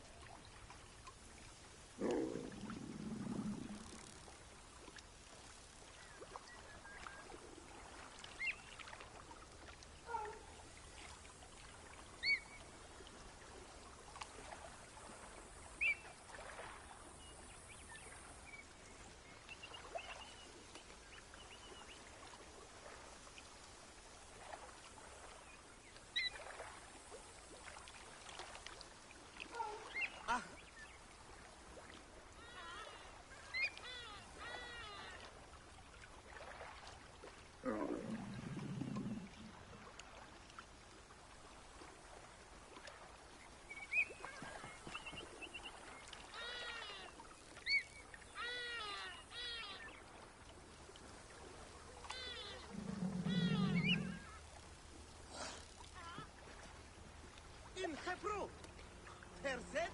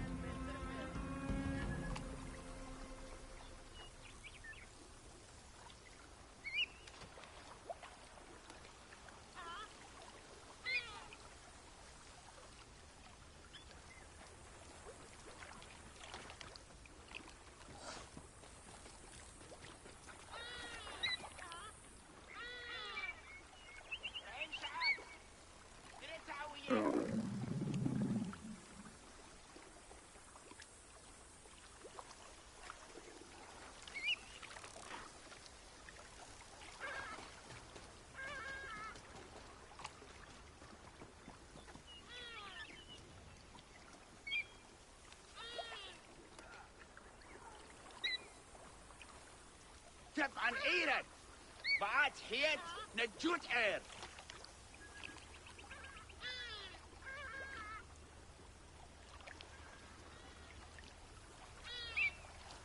ختم صدريخ تحدي بعري خاد